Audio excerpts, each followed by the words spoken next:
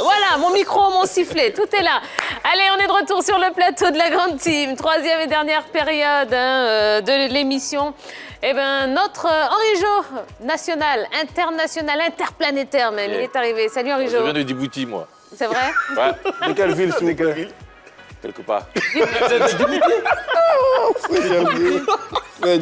Djibouti. La capitale, C'est Djibouti.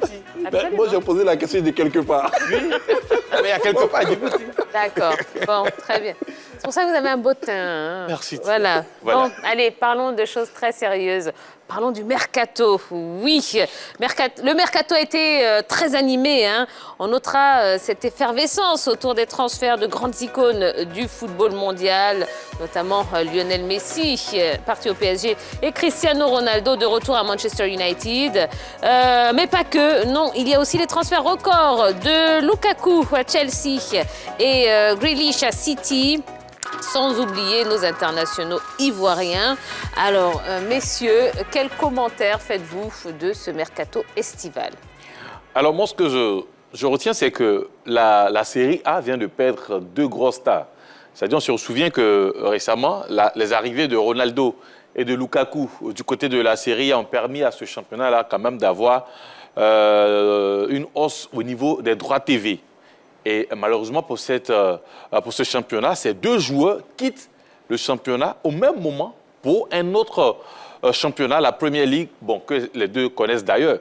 Donc, je peux dire, pour ce mercato-là, ça a été véritablement animé par rapport à l'année précédente ou au mercato précédent où la crise sanitaire quand même avait mis un peu en veilleuse les différents transferts du côté de l'Europe, puisque, bon, avec la crise sanitaire, on a eu aussi une petite crise financière au niveau des clubs. Donc, cette fois-ci, c'est quand même un peu plus animé que le mercato passé. D'accord. Alors, parlons de Léo Messi et de Cristiano Ronaldo. Est-ce qu'ils ont bien fait de changer de club et de partir sous d'autres cieux?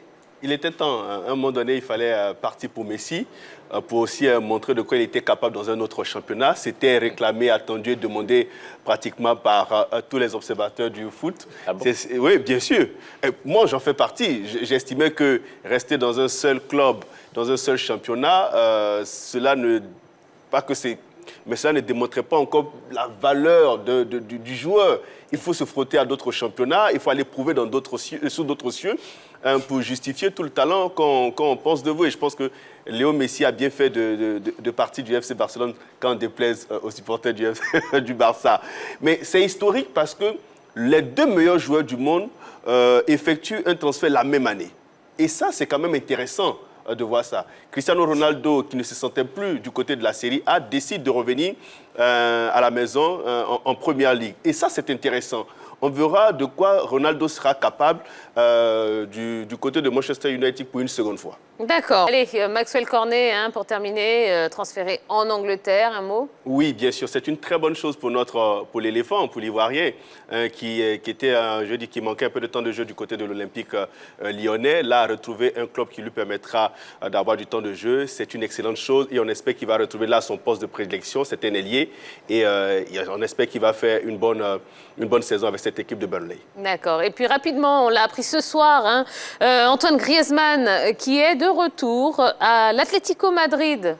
Réaction? Bon, il n'a véritablement pas réussi à s'imposer du côté de Barcelone. Hein. Il est arrivé dans l'ombre de Messi. On disait qu'il y avait des problèmes entre les deux hommes. Messi étant parti, pour ce début de saison-là, on ne sent pas véritablement Griezmann. Bon, un retour à la maison pour se ressourcer, je pense que c'est la bonne chose. C'est un échec, il faut le dire clairement. Un échec à Barcelone, mais bon, voilà, il va aller se ressourcer du côté de l'Atlético, qui quand même lui a permis aujourd'hui d'être le joueur qu'il est. Et peut-être ça peut aussi relancer la carrière, parce que bon, quand même, il a 30 ans, hein, donc il peut quand même repartir sur de nouvelles bases avec cette équipe de l'Atlético.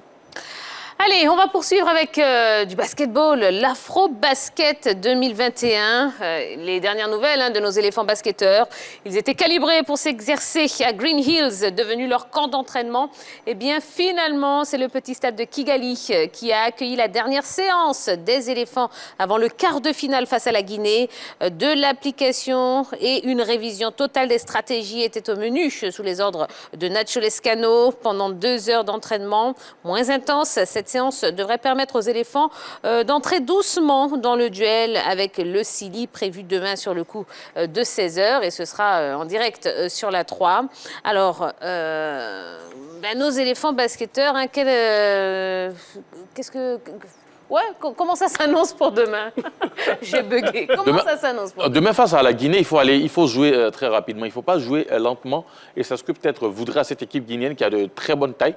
Donc il faut aller rapidement. Il faut imprimer un rythme très élevé face aux Guinéens, ne pas essayer de rentrer, de jouer, de s'adapter à la manière de jouer des Guinéens qui comme je l'ai dit à l'instant, n'a pas aussi un rythme aussi élevé.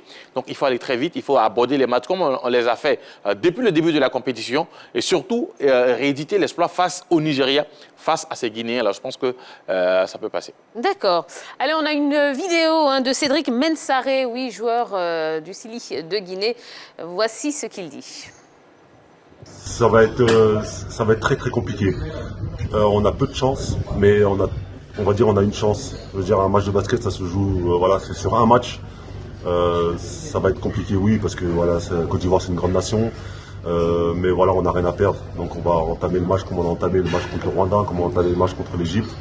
Et en espérant faire le moins d'erreurs et être plus appliqué sur la longueur du match. Mais voilà, ça peut être une partie de plaisir. On sait très bien, la Côte d'Ivoire, c'est une grande nation. On a perdu contre eux en amical. On a perdu aussi contre eux la dernière Coupe d'Afrique aussi, dans notre poule. Donc voilà, on les connaît bien et j'ai beaucoup d'amis là-bas. Donc ça va être un match de reconnaissance et de gala pour nous. On a bien compris. Mais la Côte d'Ivoire a déjà rencontré la Guinée lors de la préparation. À 2 reprises, les Guinéens sont tombés face aux éléphants. Mais bon, c'était aussi un match amical. Donc il ne faudrait pas se focaliser sur ces 2 rencontres-là pour dire que la Côte d'Ivoire n'est pas favorite. C'est vrai, la Côte d'Ivoire n'est pas favorite, mais il faut prendre ce match et il faut aller très, très concentré face à cette équipe guinéenne quand même qui a monté en puissance tout au long de la compétition. Après avoir perdu ses 2 premiers matchs, la Guinée quand même s'est réveillée et surtout est arrivée là où elle est actuellement. Pendant que l'Afro-Basket 2021 bat son plein, FIBA Monde a procédé aujourd'hui même au tirage au sort des éliminatoires de la Coupe du Monde 2023 prévue au Japon, en Indonésie et aux Philippines. La Côte d'Ivoire a été logée dans le groupe C avec l'Angola, la Centrafrique et la Guinée. Et pour se qualifier, il faudra faire partie des 3 premiers du groupe au terme du premier tour et ensuite figurer parmi les 2 premiers de l'une des 2 poules qui seront constituées ou encore finir meilleur 3e. Est-ce que vous pensez que c'est dans les cordes de la Côte d'Ivoire? Bien sûr. Et surtout, Angola, Centrafrique, Guinée. Bien sûr. La Guinée, on connaît déjà la Guinée. L'Angola, c'est une équipe en reconstruction.